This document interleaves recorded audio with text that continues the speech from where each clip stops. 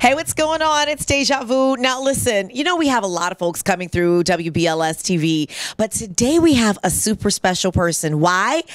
Because he's one of 15 people to do this thing called EGOT. Now, we'll break it down in a second, but let's just make some noise for my man, John Legend. How you doing, Deja? Hey, John. Good to see you. Good to see you. Listen, I was saying when you came in, I'm like, I have papers here of John's life. John, what have you been doing? You make me feel like I need to go extra hard just in living and breathing. Okay, motivation is motivation. All right, so I know you're here today to talk about your new single, Preach, right? Yes. Tell me about that. The video is so impactful. The video is a movement. It's a work of art. Yeah, well, a brother named Dominique DeLeon directed the video, and we talked about it a lot. The song is about, you know, taking action. It's, you know, sometimes we were thinking about, you know, every time there's one of those gun massacres and you see so many of those happen in America, every time you hear politicians say, I want to send my thoughts and prayers to this or that person and the victims and the family, but they never do anything about it. They never actually change the law so we have a safer society and have less gun violence. And so the song is basically saying, you know, stop talking about it, let's do something. Yeah, don't talk about it, be about it. Yes, exactly. And so the video, it starts with me and Chrissy just laying in bed and starts because the news is kind of on, and sometimes that really happens, you know, like we'll leave the TV on and fall asleep, and the news can be a nightmare sometimes. Yes. And so this video is kind of exploring, you know, how much of a nightmare the news can be. And at the end, I show some clergy members getting arrested by the police. And it was inspired by what happened with the, there was a protest in Los Angeles. I remember. There were these ministers that got arrested because they were protesting on behalf of the kids that were being separated from their families at the border.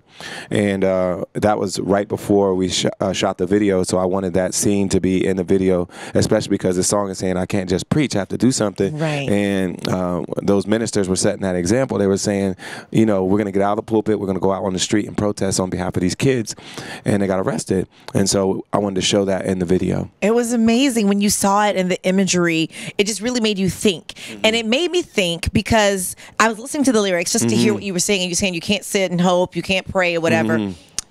But then you have this frustration, and I'm talking from personal experience. Yeah, absolutely. You're like, what the heck am I going to do? You see the Black Lives Matter stuff, you do this. And even as a media person, I still feel like my hands are tied, but I feel like I'm almost at a boiling point right now because some of the stuff I have to turn off. What would you say? So we're going to hear the song.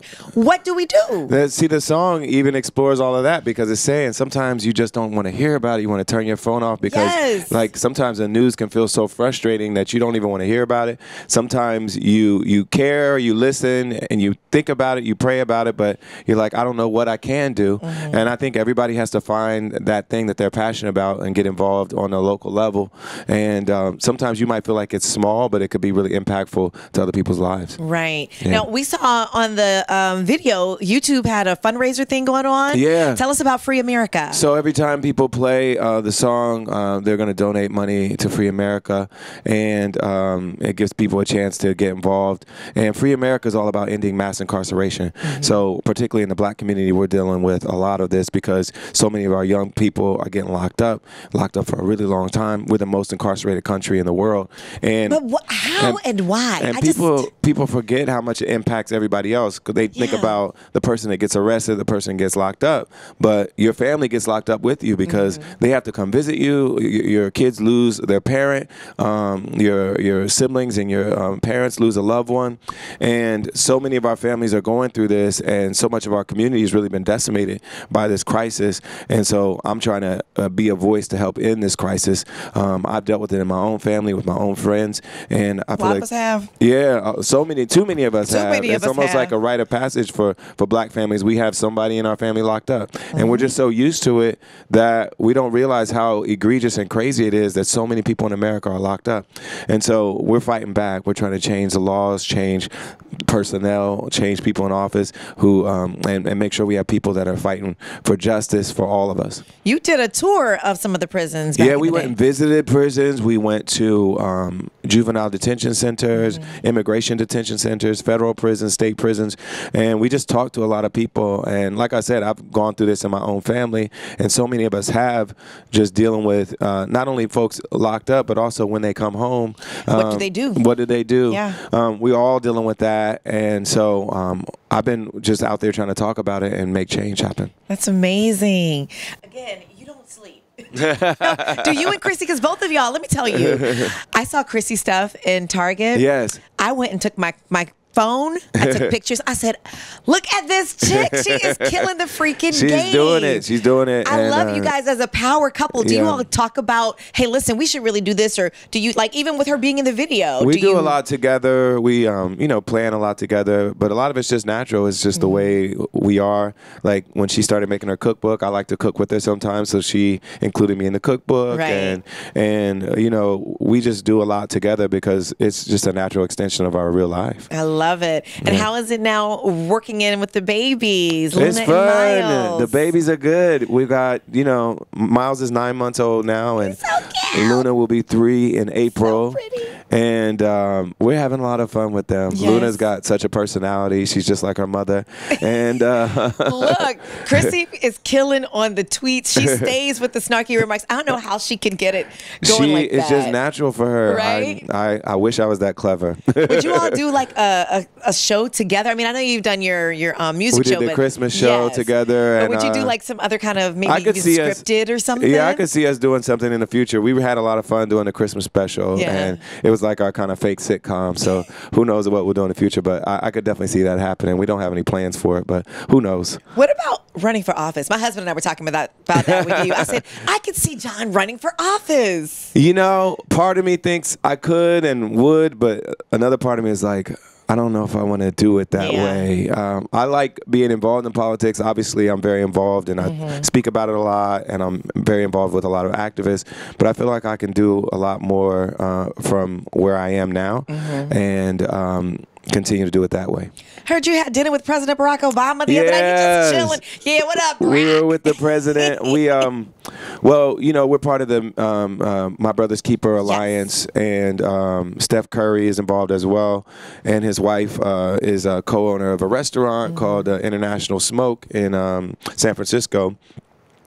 So the event was with the president in Oakland, and the night before we all got together and had dinner at the restaurant, and we're just celebrating My Brother's Keeper and the work that they're doing. They're really doing great work, looking out for young boys and young men of color who, you know, just need an extra hand and need mentoring. Need some guidance. Yes, and so it was a really great event, and just getting words of wisdom from the president and from other people who are out there doing great things. It was really a good thing. And I personally spoke with the mothers of the movement. Yes. So mothers who had lost their sons to gun violence.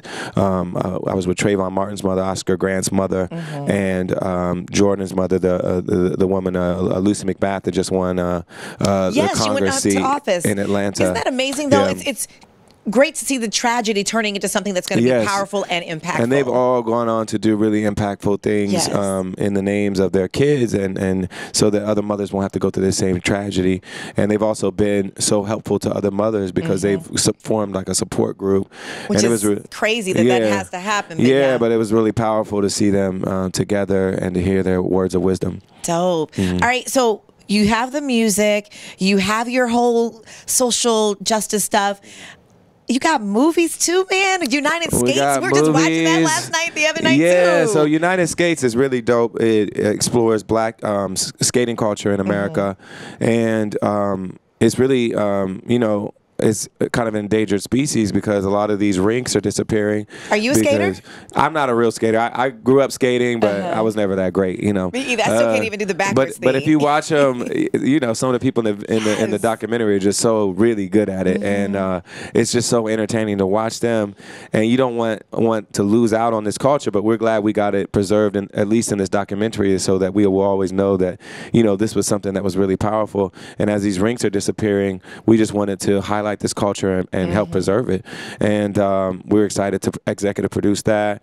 And people love the documentary. It's such an interesting documentary.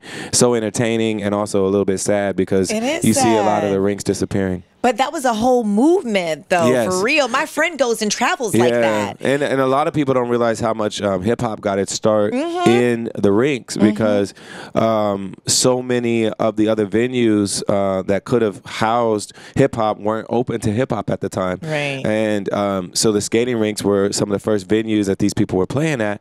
In LA, the owner of one of the rinks was talking about how Queen Latifah's first West Coast gig was at his rink. He was talking about Salt and Pepper. Salt and Pepper are in the documentary. You see a scene from Straight Outta Compton where NWA was performing at the skating rink. So a lot of hip hop performers got their start in some of these skating rinks, and like I said, it's been an important place for Black culture. And a lot of it grew from segregation because we were excluded from certain nights. We were excluded from certain rinks, and we just, once we had our own thing, we made it blossom and made it flourish. To the next level. Yes, absolutely. So how do you decide which projects you're going to do? Because I saw that you did Southside with You with Barack and Michelle, and then you worked with Underground and all that. Yeah, well, I think people know who I am and know the kind of stuff that interests me, and so a lot of times people will bring projects to us, and a lot of times we'll have director friends or filmmaker friends that we want to work with, and we try to come up with a project together. And so either way, we just want to be proud of it and want it to be something that we would love to watch and that we think a lot of other people would love to watch too. We love it. Yeah. All right, so wait, now let's get to EGOT. Now, this is a history maker. When you made your name John Legend, did you know you were going to be legendary? I had no idea, but I did it basically, on faith, believing that I could do what I wanted to do in my career and that I could make a big impact. And, I was hesitant because some of my friends started calling me John Legend. It was more of a nickname, and I had to decide whether it was going to be my stage name. And I was a little bit hesitant because I was like, that's kind of, bold to say you're a legend before you even got a record deal. Right. But you're putting it out there. But I was putting it out there, and I eventually decided to go with it because I was like, I'm not going to not do it because I'm afraid that it's not going to work out. I'm going to do it because I believe that I can make it happen, and I'm going to go out there and try to prove that I'm worthy of this name. And so I've just been out here trying to prove it. Listen, 12 years. This is okay. I got to go to my notes now. I have to get it right. Okay. EGOT. Now, that's somebody who wins an Emmy, a Grammy, an Oscar, and a Tony. Yeah. According to my reports, we're reporting live, it says you did this in 12 years. Yeah, People have been in the business for gazillions of years, John. Yeah, my first Grammy was in 2006, and then the Emmy came in 2018, so 12 years. And, Oscar for Glory. Oscar for Glory, and a Tony for a play called Jitney that we produced. So I just feel blessed because I've been able to be a part of some great projects and been able to work with some great people. And when you work with great people and you put your heart and soul into it, then the awards come, and they've come. John, you're not giving yourself enough credit. This is only 15 people, right? 15 people have won it competitively, which means they were in categories where they were against other people and had to win the category. Right. 15 people have done that, and I'm the first African-American man to win it like that. Yes. Okay, I'm going to call myself Deja Vu Legend because I need to speak some legendary stuff. Speak it into existence. Seriously. All right, so we have the music, we have the films. And we've got the voice. What are you doing? We got the voice. The voice. Oh my gosh, yes. Can I sing? Come on. Critique me.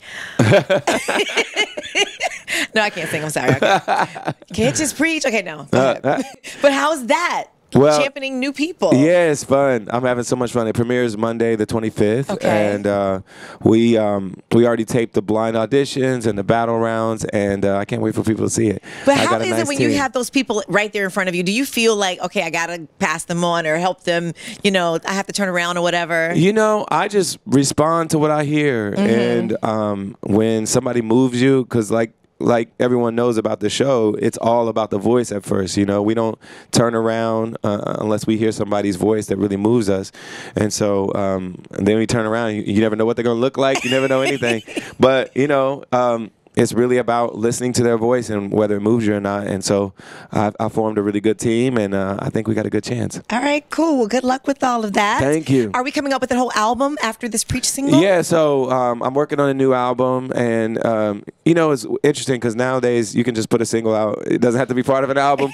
But so this song, it may just stand alone as a single, or it may be part of the next album. But either way, I'm working on the next album. I love it. Yeah. And what's the process for that? Just get in there and write. I usually write with other people, you know, just sit in a room and we just vibe and see what we come up with. All right, love it. John Legend, we love for you stopping by. We love It's for great you to see you. hang out with us. Yes. Amazing things are going on, and we expect more. Thank you so much. Thank you. That's how we do. It's WBLS TV.